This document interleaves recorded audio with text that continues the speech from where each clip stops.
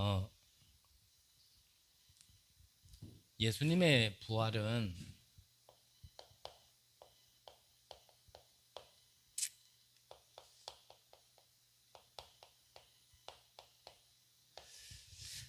아주 큰 의미가 있죠. 어, 예수님의 부활은 재앙을 끝낸 건데, 일단 어둠, 우리의 영적 죽음에서 이기신 걸 말씀하시는 거죠. 죽음이라는 거는, 부활이라는 거는. 그래서 이 죽음에서 부활했다라는, 죽음을 이기시고 부활하셨다라는 거는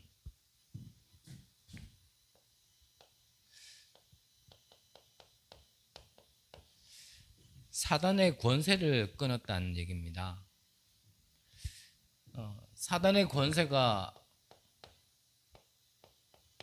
무엇이냐면, 지금도 사단은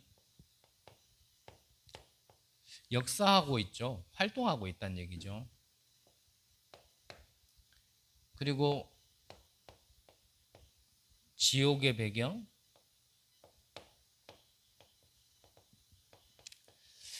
이 저주의 배경을 끄는 겁니다.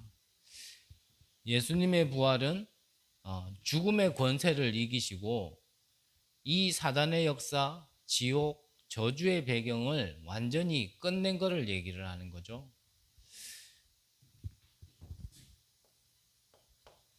그래서 이 부활하신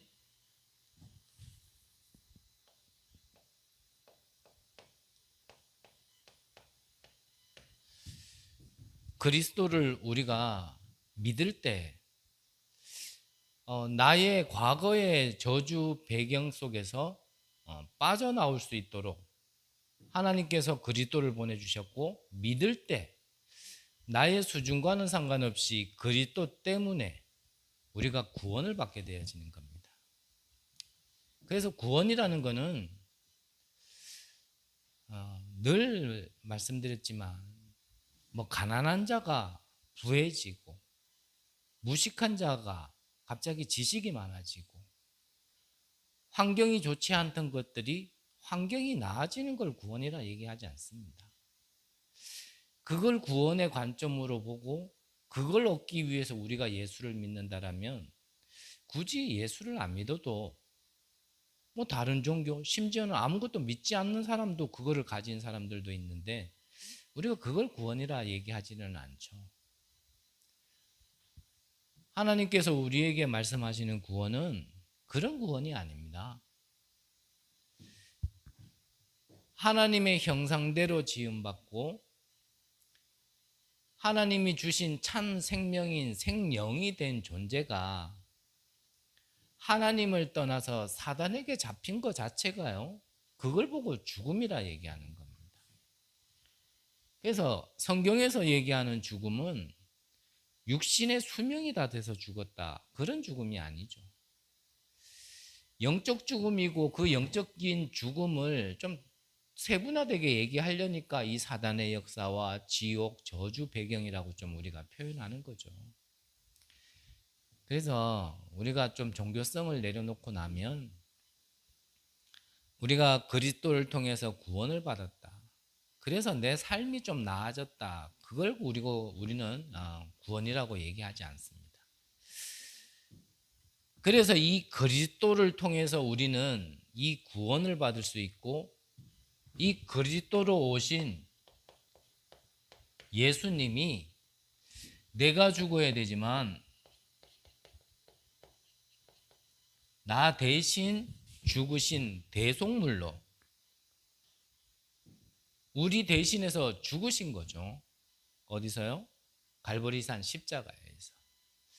그러시면서 이 예수님이 하신 말씀이 내가 다 이루었다 그랬거든요.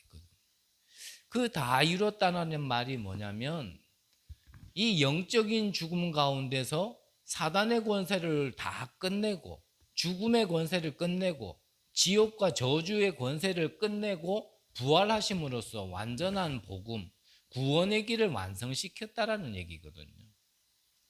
그걸 다 이뤘다 하는 거예요. 그래서 다 이루려면 예수님은 반드시 십자가에서 죽으셔야 돼요. 근데 죽으신 거로 끝나는 게 아니라 어떻게 해요? 부활까지. 그래서 우리가 부활까지 믿지 않는다라면 우리는 사실 온전한 복음을 가진 게 아니고 우리는 그리스도를 제대로 알고 있는 게 아니죠. 그래서 뭐 이거를 조금 오해됐다 그럴까요?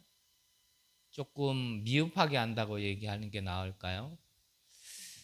그러니까 이거를 잘 전체적인 하나님이 하시는 구원의 역사 계획을 잘 모르면 이 예수님이 고난 받으신 그 고난 주간에는 괜히 막 우리도 예수님이 고난 당했는데 우리도 고난 당해야 될 것처럼 왠지 막 그 고난 주간을 우리도 막 힘들게 어렵게 막 이렇게 지내는 게 있는데 그거는 다 종교성 속에서 나와진 거죠.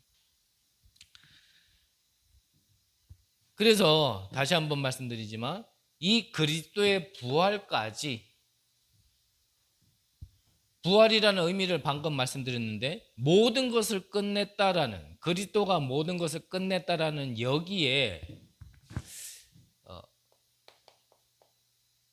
내 자신이 결론이 나지 않으면 사실은 흑암은 사단은 무너지지 않는 거죠.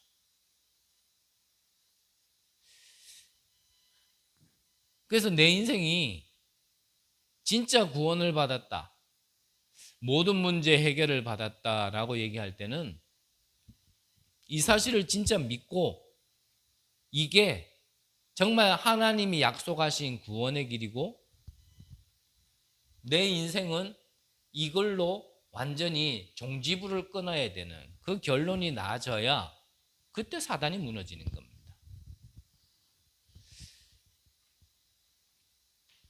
그렇지 않으면 사단은 다른 거 앞에서는 무너지지 않거든요. 사단은 절대 무너지지 않습니다. 돈인자 앞에서 무너지는 것도 아니고 지식인 앞에서 무너지는 것도 아니고요. 과학으로도 무너지는 게 아니거든요. 이거를 누가 잘 알았냐면 사실은 사단이 잘 알아요. 누가 정말 끝냈는지 안 끝냈는지. 그래서 나는 나를 속일 수는 있어도 내가 사단을 속일 수는 없습니다. 물론 하나님도 속일 수 없죠. 내가 내 자신을 아무리 포장하고 나는 끝났다 말로 해도 그 고백을 수천 번 수만 번 해도 사실은 사단이 아는 거죠. 그래서 이 사단이란 이름은 사실 분리자 이런 뜻이잖아요. 분리, 이간. 근본적으로는 하나님과 자꾸 분리되게 만들고요. 또 사람과 사람 간에 또 교회 안에 자꾸 분리시키거든요. 그래서 저와 여러분들이 우리 개개인 각자를 두고도 좀 기도를 해야 될 것이고요.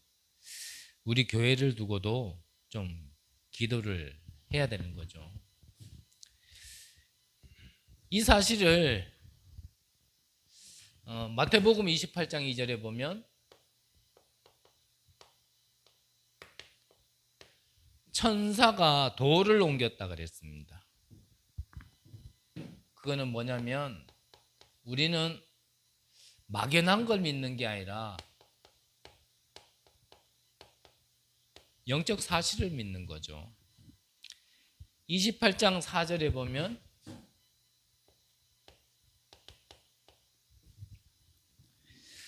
지키던 자가 그 예수님의 부활을 보고 빈 무덤을 보고 기절했다 그랬죠. 그거는 역사적인 증거입니다.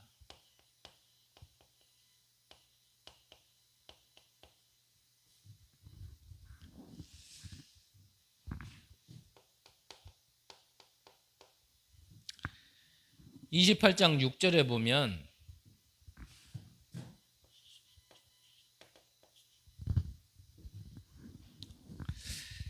말씀대로 부활하셨다 그랬거든요.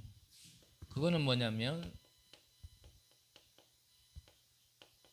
성경적인 증거죠.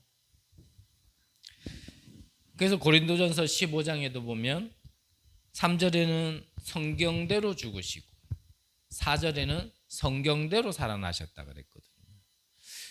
그래서 일일이 다 다룰 수는 없지만 구약 성경은 오실 그리스도를 계속 예언하는 거라 그랬잖아요.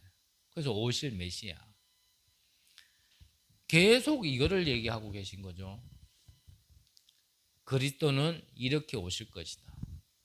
그래서 잘 나와 있는 성경이 이사야 53장에 보면 예수님이 우리 대신 고난을 받으시고 우리 대신 죽을 것까지 정확하게 예언하고 계시거든요. 그래서 우리는 성경을 믿는 겁니다. 성경이 기준이 되어 있어야 되고 다른 것에 근거해서 믿는 게 아니라 성경에 근거된 기준으로 우리는 모든 것을 믿는 거죠. 못났더라도 우리 한 사람 한 사람이 좀 부족하더라도 성경대로 믿는 데는 성경에 있는 역사가 그대로 나타나는 겁니다. 그래서 우리는 다른 거 뭐 믿을 것도 없고요. 다른 거 들을 필요도 없어요.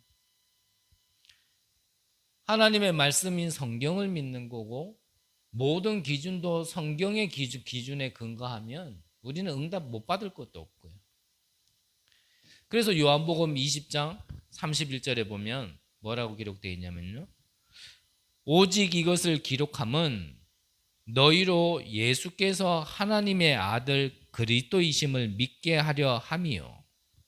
또 너희로 믿고 그 이름을 힘입어 생명을 얻게 하려 함이니라. 그리고 하나님이 우리에게 성경을 주신 이유는 우리 보고요. 멸망에 있지 말고 생명을 얻으라고 하시는 거거든요. 근데 그 생명을 주시기 위해서 오신 분이 바로 그리스도란 얘기죠. 오신 분이. 그래서 우리는 뭐 큰 믿음보다는요. 내가 하나님을 만나 이 어둠 죽음 가운데서 구원을 받을 수 있는 길은 그리스도밖에 없구나. 이 결론만 내리면 된다는 겁니다. 뭐 그게 그렇게 어려운 건 아니잖아요. 근데 지난주에도 말씀드렸지만 우리에게 이게 믿어지는 믿음이 있어야 된단 말이죠. 그 믿음은 하나님이 주시는 건데 그 믿음이 어디서 나오냐라고 얘기를 한다면 믿음은 들음에서 나고 들음은 그리스도의 말씀이라 그랬거든요. 그래서 원점은 다시 돌아가서 또 말씀으로 돌아가야 되는 거예요. 뭔가 지금 들어도 잘 모르겠고 잘 안 되고 뭐 들었던 얘기를 또 듣고 반복하는 것 같고 뭐 더 이상 뭐 다른 것도 없는 것 같아도 자꾸 이 예수가 그리스도 모든 문제 해결자라는 이 참복음의 비밀을 자꾸 들을 때요. 나도 모르게요. 믿음이 조금씩 자라나고 있다라는 겁니다. 그러다가 그게 쌓이고 이걸 내 안에 계속 쌓아 놓으면 어느 날 내 안에 분량이 차면요. 그 다음부터 이제 이 그리스도의 열매가 나와지는 거죠. 그때까지는 뭐 어쩔 수 없습니다. 좀 기다려야 돼요. 뭐 하면서요? 이 복음의 말씀을 가까이 두면서. 가까이 두면서 듣다 보면 어느 날입니다. 저에게는 분명한 하나님의 은혜이기 때문에 자주 말씀드리지만 저는 이사야 60장 22절의 말씀을 진짜 믿거든요. 그 작은 자가 천은 약한 자가 강국을 이룰 것이라. 때가 되면 나 여호와가 속히 이루리라. 말 그대로 때가 돼야 돼요. 그 때가 저보고 언제냐 물으면 저는 몰라요. 예수님이 부활하실 때도 이스라엘 백성들이 제자들이 물었잖아요. 그때가 언제냐고 물었을 때 때와 시기는 너희 알 바 아니요 그랬거든. 우리 보고 때와 시기는 너희 알 바 아니고 우리가 지금 해야 될 건 뭐냐면 오직 성령이 너에게 임하시면 너희가 권능을 받고 땅 끝까지 내 증인이 되리라.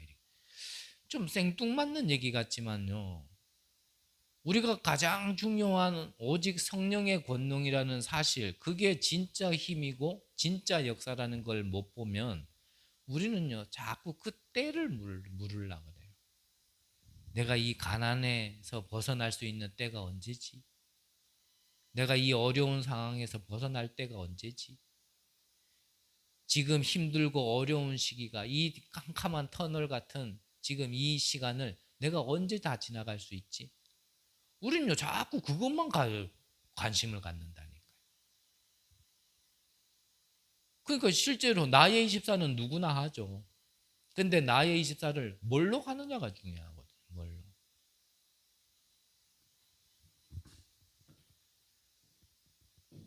영적인 증거, 역사적인 증거, 성경적인 증거가 예수님이 그리스도로 오셔서 부활하셨다라는 걸 다 얘기하고 있거든요.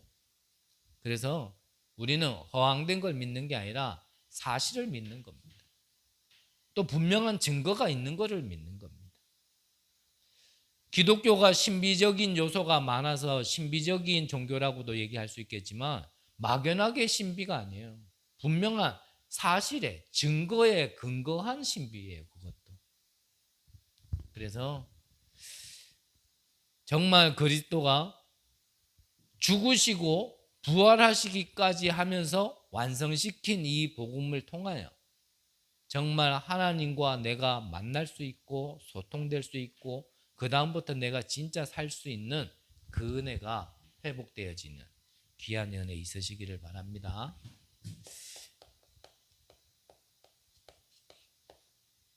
이 예수가 그리스도로 오셔서 우리 대신 죽으시고 우리 대신 살아나셨다라면, 그렇다면 우리는 이 사실에 우리 인생의 모든 답을 내야겠죠.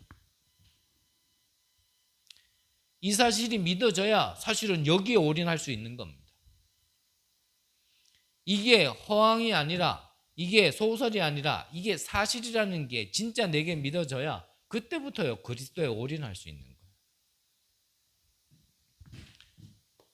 이 그리스도에 진짜 답을 낸다라는 게 뭐냐?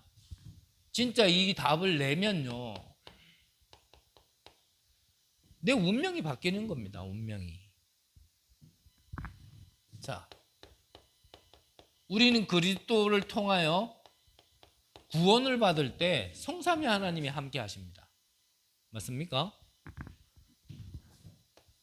우리는 그리스도를 통하여 구원을 받았을 때요 그때부터 이 보좌의 축복이 내게 있는 거예요. 우리가 그리스도를 만나는 순간 나의 과거와 나의 오늘과 나의 미래예요 모든 문제가 끝내는 겁니다. 그러면 운명이 바뀌지 않으면 어떻게 되냐? 이 세 가지를 거꾸로 생각을 해보면 돼요. 자, 성삼위 하나님이 안 계신다. 내 운명이 바뀌지 않아서 성삼위 하나님이 함께 안 한다. 그러면 누구에게 잡힌 상태입니까? 미안하지만 어쩔 수 없어요. 사단에게 잡혀 있는 상태. 자, 보좌의 축복이 내게 없다. 그러면요 내게 따라다니는 배경은 뭡니까? 지옥 배경, 저주 배경, 이게 계속 따라다니는 거예요. 그리스도를 통해서 내 운명이 바뀌지 않으면 나의 과거, 오늘, 미래가 어떻게 됩니까? 이걸 통해서 시대를 살리는 게 아니라요 대대로 재앙이 대물림 되는 겁니다. 대물림 되니까 주기적으로 반복적으로요 계속 재앙이 오는 거예요. 한 개인이 뿐만 아니라 한 가문에 계속. 그러면 또 반대로 해서 얘기해 봅시다. 진짜 그리스도를 통하여 내 인생이 답이 났다, 답을 얻었다. 그러면 내 운명이 바뀌면 사단 나하고 상관없습니다. 하나님이 나와 함께 하시는 거예요. 내 운명이 바뀌었다라는 거는 지옥 저주 배경은 구원받기 이전의 배경이지 믿는 순간 천국 보좌의 축복이요 나의 것이에요. 내가 아무리 발부둥 쳐도 이 과거, 오늘, 미래 속에 과거에도 있었던 저주재앙이 오늘에게도 따라다니는 그 저주재앙이 미래에도 올 수밖에 없는 곳에서요, 내가 완전히 해방되고 이제는 살리는 증인이 되는 겁니다. 그게 운명이 바뀐 사람이에요. 누구에게요? 그리스도가 모든 문제 해결을 하셨다라는 거에 결론 낸 사람, 진짜 답을 낸 사람이.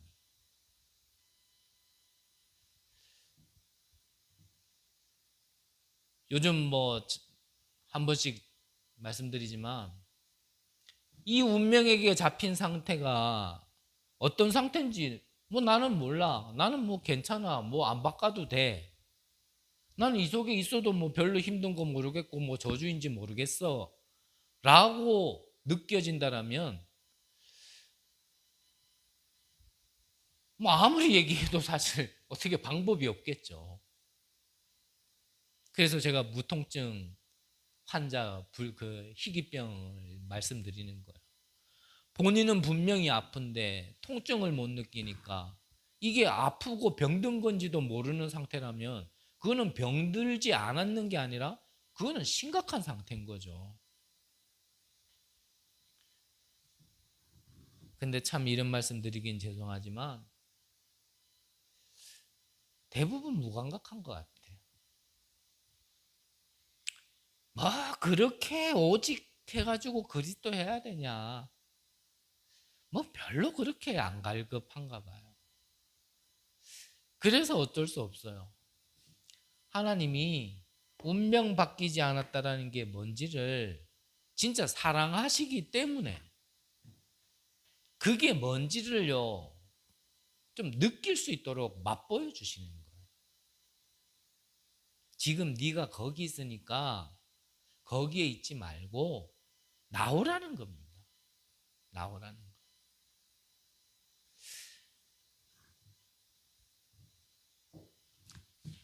그리스도로 진짜 답을 냈다. 부활하신 그리스도로 답을 냈다라는 말은 나의 미래를 바꾸는 겁니다.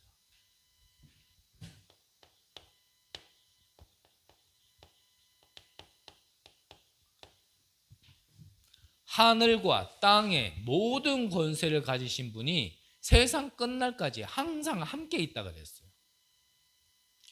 그게 일회용이 아니라 지금 있었으니까 내일은 없을 거다가 아니라 언제까지요? 항상. 항상. 그게 내 미래가 바뀐 거예요. 지금 내 꼬라지가 뭐 이상한 거는 그거는 내 사정이지 하나님 사정은 안 바뀌어요. 하늘과 땅의 모든 권세를 가지신 그분이 나와 항상 함께 하는 것이 나의 앞으로 가야 될 인생의 미래라니까요. 근데 또 이걸 놓치면 또 생각이 어떻게 돌아갑니까? 아이고 이놈의 인생은 나는 언제쯤 뼈 한번 들어보나. 자꾸 그런 생각한다니까요. 아이고 이거 언제쯤 나아지겠나. 그만큼요 참 우리가 틀린 것에 많이 찌들려 있어요. 진짜 많이 찌들려 있어요. 마가복음 16장에 보면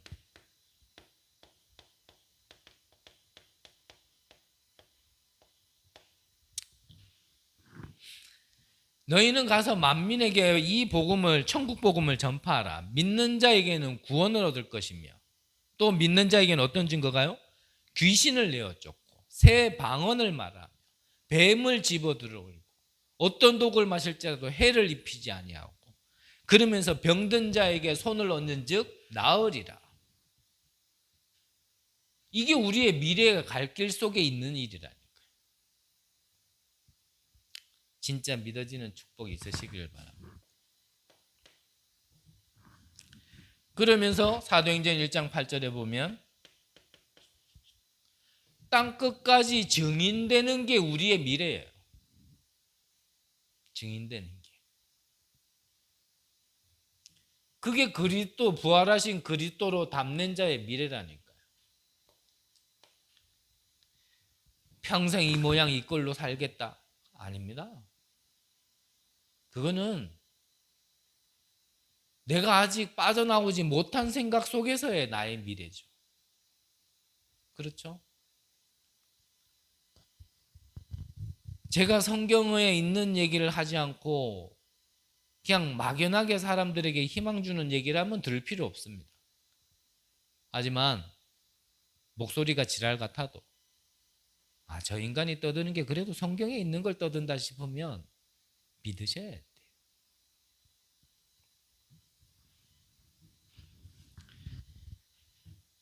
부활하신 그리스도로 답을 내면 우리의 배경이 바뀌는 겁니다. 우리의 배경이 앞서도 얘기했지만요. 바뀌지 않았다면 다른 배경, 저주 배경, 지옥 배경이 그 사람의 것이겠지만 그리스도로요. 부활하신 그리스도로 답을 내면 천국 배경이 나의 배경이에요. 그래서 이걸 보고 우리가 보자라고 얘기하는 거 아닙니까? 보자.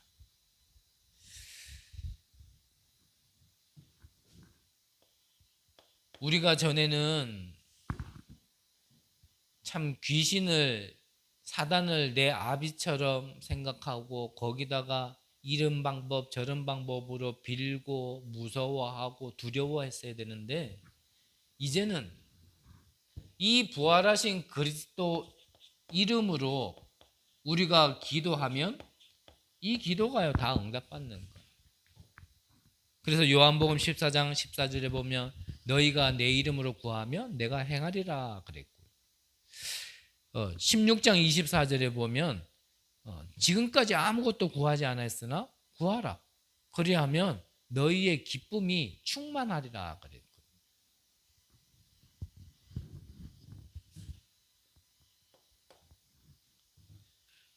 그리스도의 부활하신 그리스도로 답을 내면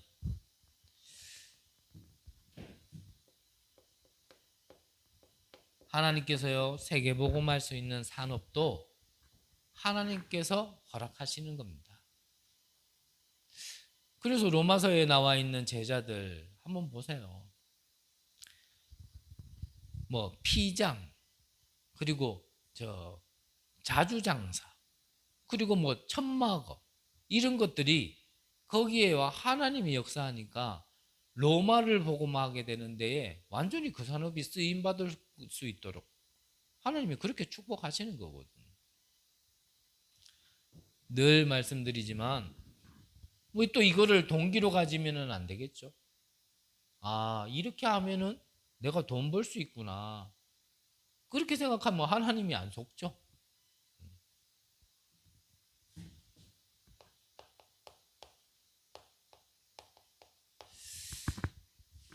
그래서 결론적으로요. 이게 성경의 약속이고 이게 성경에서 우리에게 말씀하시고자 하는 거라면 우리는 이게 진짜 답이라면 여기에 결론 내리고 여기에 집중하는 걸 보고 24라 얘기하는 거예요. 24. 저는 더 어떻게 풍성하게 설명할 길은 없고요. 정말 이 부활하신 그리스도만이 내게 있는 진짜 문제의 진짜 답이라는 사실 하나만 안다라면 그러면 거기에 내 생각과 마음이 가 있으면 응답받는다는 얘기입니다. 그러면 하려고 안 했는데 전도가 되어지고요. 가지 않았는데도 선교가 되어지는 거죠. 요셉이 이 언약 하나 붙들고 계속 누리면서 기다렸는데 어느 날 애굽의 바로 왕이요 요셉을 불렀다니까요. 불렀어요.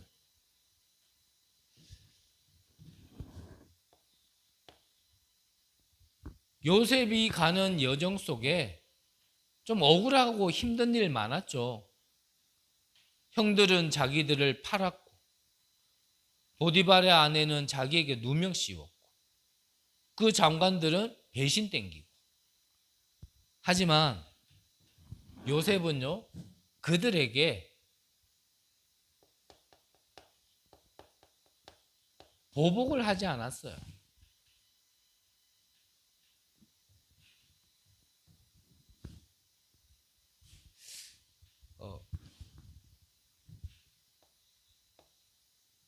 그리고 이 요셉은요,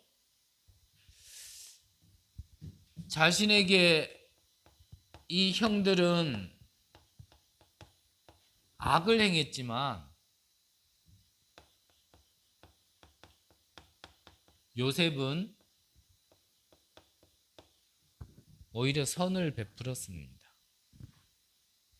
그리고 더 중요한 건 어찌 보면 이거를 진짜 알아야겠죠. 마지막에 요셉은 자기가 죽으면 자기의 유고를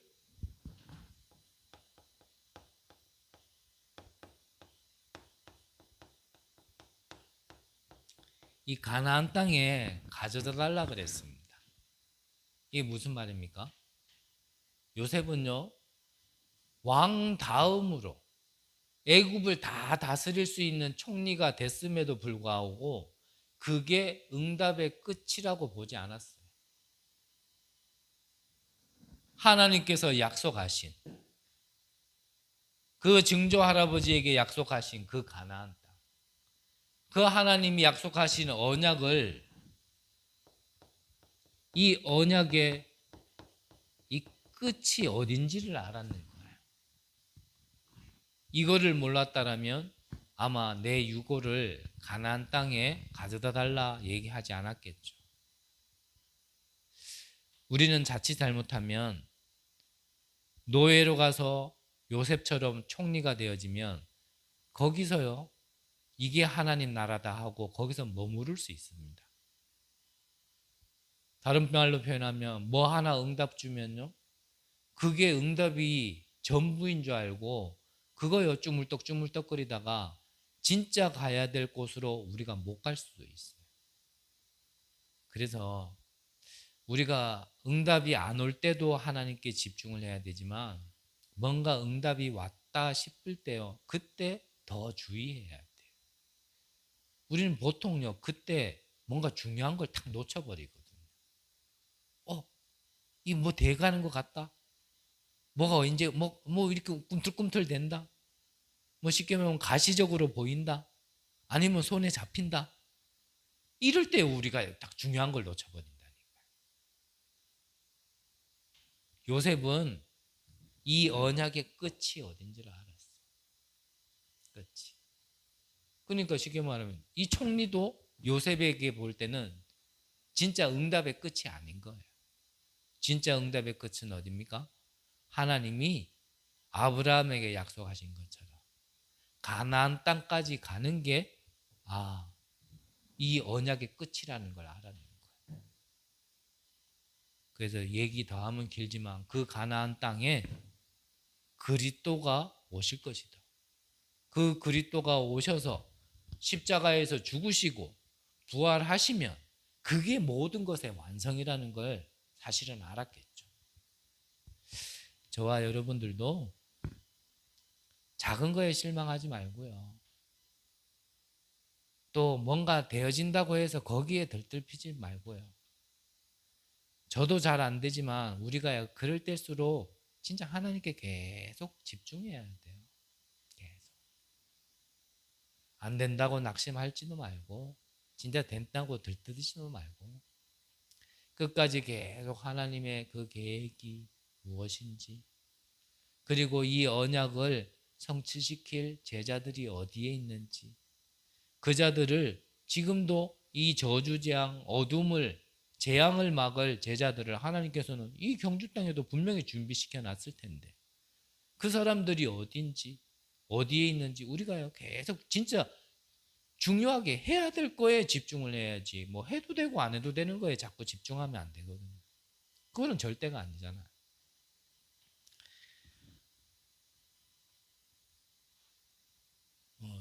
그 유튜브 영상에서 그게 있더라고요.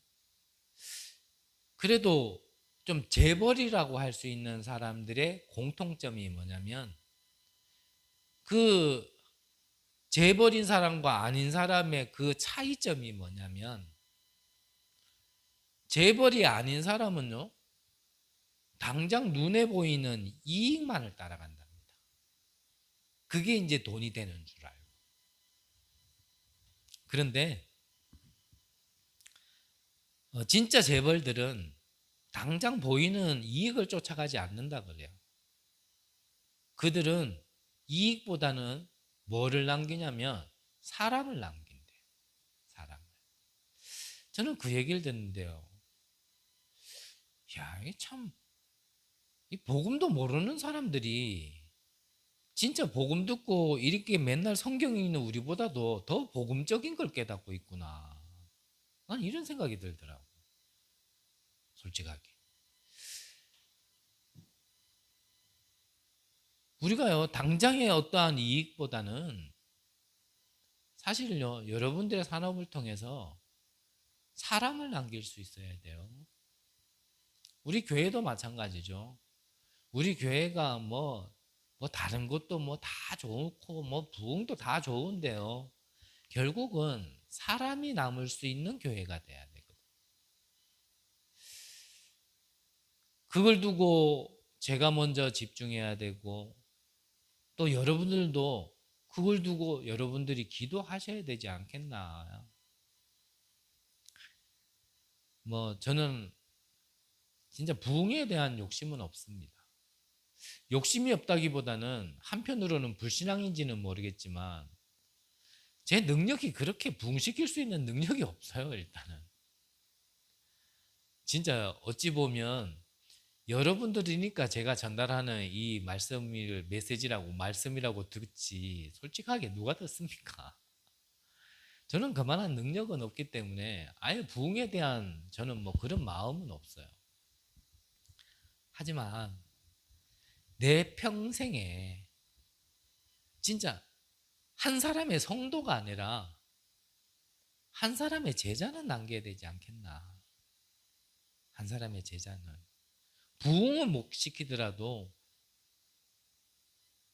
정말 이 언약의 바통을 이어서 진짜 이 시대의 재앙을 막고 개인과 가문에게 있는 저주 재앙을 막을 이런 진짜 그리스도 오직 그리스도의 답낸 결론 낸 한 제자는 남겨야 되지 않겠나. 저는 좀 그렇게 기도를 합니다. 그래서 요즘에는요, 바울이 그랬거든요. 너희가 우리를 위하여 기도할 것은 전도의 문을 열어달라고 기도하라 그랬거든요. 제가 요즘 조금 그렇게 좀 기도를 시작했어요. 하나님, 부흥을 위한 전도 말고 진짜 하나님께서 이 경주를 살리고 민족을 살리고 세계를 살릴 수 있는 정말 이런 제자가 만나질 수 있는 전도의 문을 좀 열어주세요. 분명히 이 경주 안에도 하나님께서 예비해 두셨을 텐데 첫 번째로는 제가 준비가 안 돼 있고 여러분들을 탓하긴 싫지만 여러분들의 시간표상도 아직 만날 수 있는 시간표가 안 됐기 때문에 하나님이 붙여주지 아니하시는 거 아니겠나. 그렇다면 저는 어떤 부흥의 전도가 아니라 그런 사람을 만날 수 있도록 내가 준비돼야 될 것이고 정말 내가 갱신해야 될 걸 갱신해야 되고 어떤 내 기분, 내 감정, 내 계획을 여러분들과 나누는 게 아니라 진짜 생명 살리는 전도 운동할 수 있도록 하나님의 것을 전달할 수 있는 자가 돼야 되지 않겠나. 좀 저는 요즘에 좀 그런 기도를 좀 이래 하는 것 같아요. 그 근본이 뭐라고 얘기한다라면 2부 때도 구원의 길을 우리가 함께 나눴지만 십자가에서 죽으시고 부활하신 그리스도를 믿는 믿음이 사실은 근본이에요. 여기에서 모든 게 시작되는 겁니다. 그래서 마태복음 16장 16절에 주는 그리스도시요 살아계신 하나님의 아들이시니다. 이 고백을 한 베드로 위에 내 반석 위에 내 교회를 세우겠다고 예수님이 약속하신 거거든요. 그래서 우리 개개인에게 아직 뭔가를 쌓아지는 게 없다라고 생각 들면 나는 왜 안 될까라고 생각하기 전에 내가 진짜 이 그리스도의 반석 위에 완전 결론 내고 진짜 내가 하나씩 쌓아가고 있는가를 점검하는 게 오히려 더 정확하죠.